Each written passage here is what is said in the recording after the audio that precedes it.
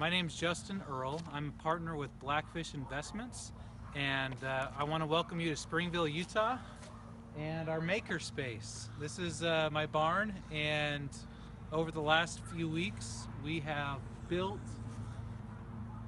mock-ups of our studio and one-bedroom units so we could feel how they felt in real life before we go and build them on site. So come with me. I'd like to show you what we've done.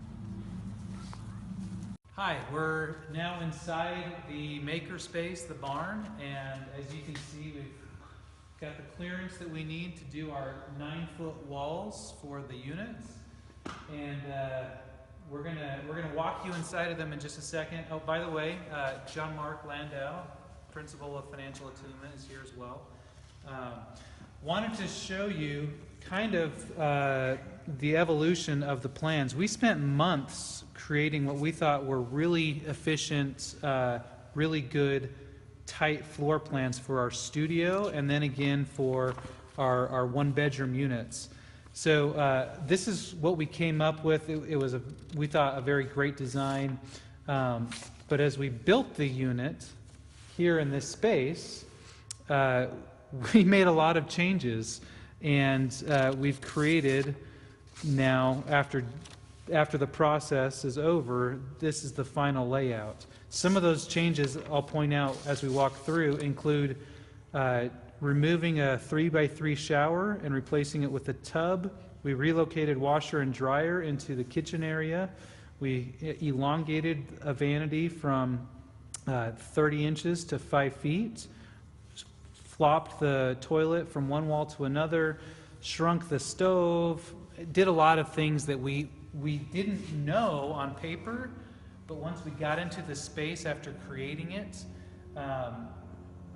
this beautiful floor plan didn't work as beautifully in real life as we thought it did. So this exercise that cost us about $2,500 in total materials was worth every penny, because we're going to save, our architects estimated we're going to save probably $500,000 or more in hard costs based on some of the changes, modifications that we did.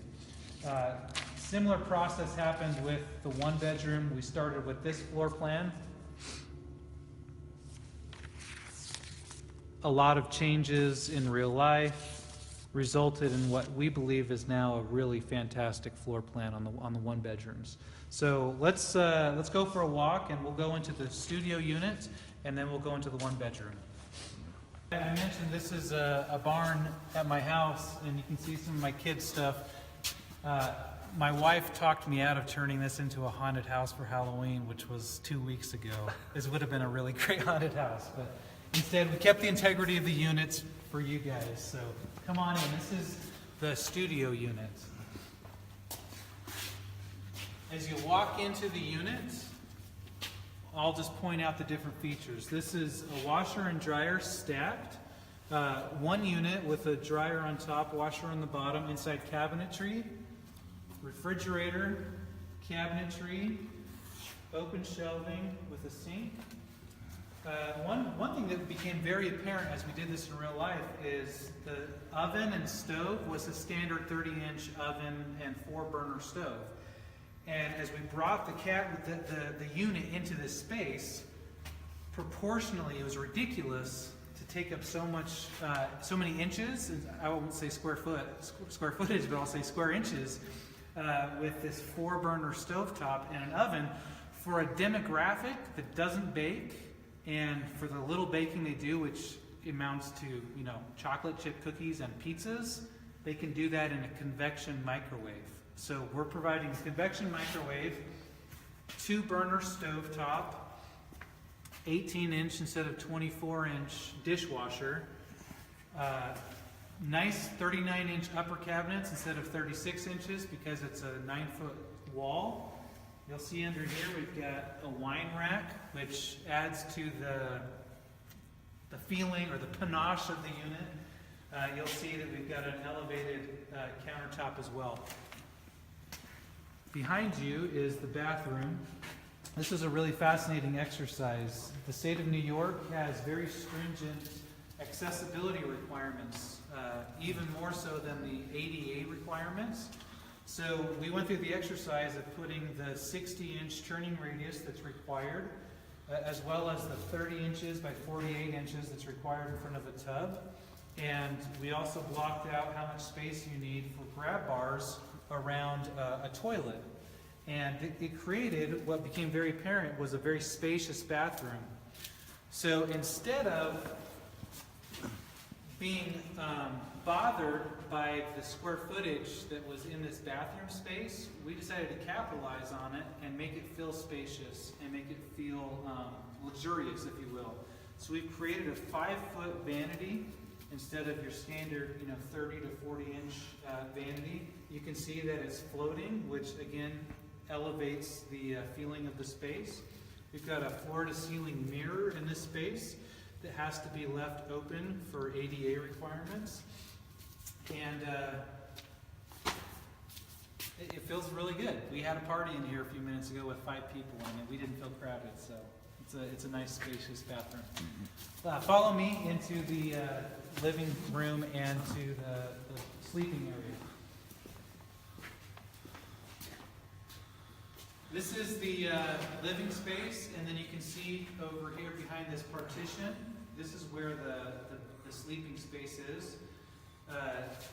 This is an interesting unit. We wanted to build this in real life, this partition, so we could see what it feels like. And what it does, there's a bed in this space with 2 inches on either side so that someone can make their bed comfortably. They can access the bed from the foot.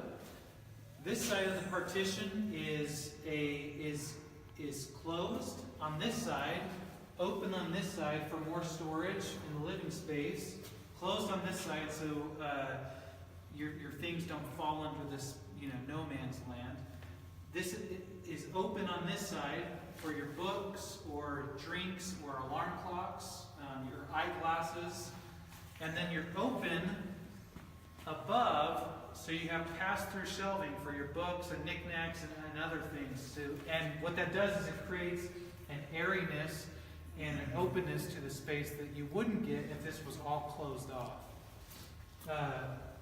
Being in the space, we had 9 people in here the other day, and we stopped and we looked at each other and we said, wow, this is really surprising. We don't feel crowded at all. So in 375 square feet, we've created what we think is a spacious, open, fantastic micro studio unit that we wouldn't have gotten otherwise. And the queen bed. Oh, and thank you, John Mark, for pointing out, this is large enough for a queen-size bed, which you don't get in student housing. The largest you do in student housing is full. So, but we are providing the we're queen providing, size. We're providing all the furnishings, sectional, queen-size bed, etc. Okay, let's walk this way to the 1-bedroom unit.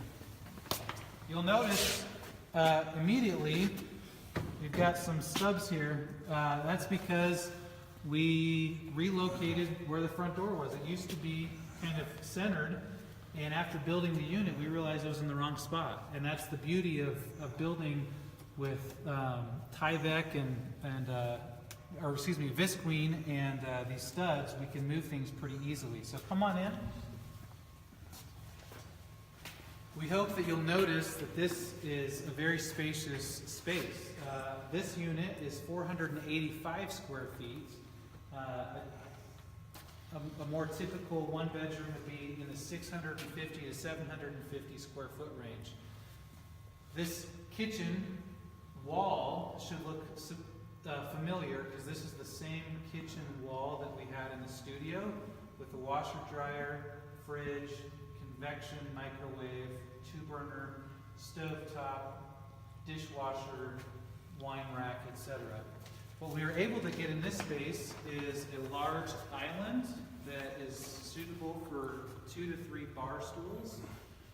And the reason we were able to get this is because we created a diagonal in the space. And you can see that we had to go through multiple iterations of cutting this wall. It used to come out at a square, and it cut off the space. It didn't allow the eye visually to see through to the back of the space.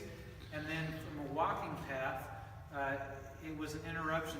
It impeded the flow, and this wasn't able to be here. But by doing the diagonal, we were able to put an island here, and you've got a natural walking pathway to get into the space. So come on in. As you walk past, look in the bathroom. It looks familiar because that's the same bathroom as in the studio unit. Come over here. Look inside the bedroom. You'll notice that we've got a queen-size bed, and we've got space for nightstands on either side of the bed. We have enough space for a 30-inch desk here, and then this space right here is a walk-in closet. So I can have my shelving on this wall, shelving on this wall, and then some shelving over here. So again, for 485 square foot, one bedroom space, it's quite spacious with a walk-in, good sized bedroom, and then a fantastic kitchen and living area. nice large windows. I think that's about all for the tour today. Happy you joined us. It's been a fantastic experience. We had our 5 architects from New York fly to Utah and help us build the space. We brought John Mark, and Neil's going to be out here in a week or so to also inspect and make sure that we've got the right layout and the right space, and we're quite excited about this process. And now that we've walked the spaces and felt what they feel like and seen what they look like, we're confident that our residents are going to love the spaces as well. Yeah, no, absolutely. The spaces feel really nice, really spacious. And I think of the place I lived in Paris that was about this for a year.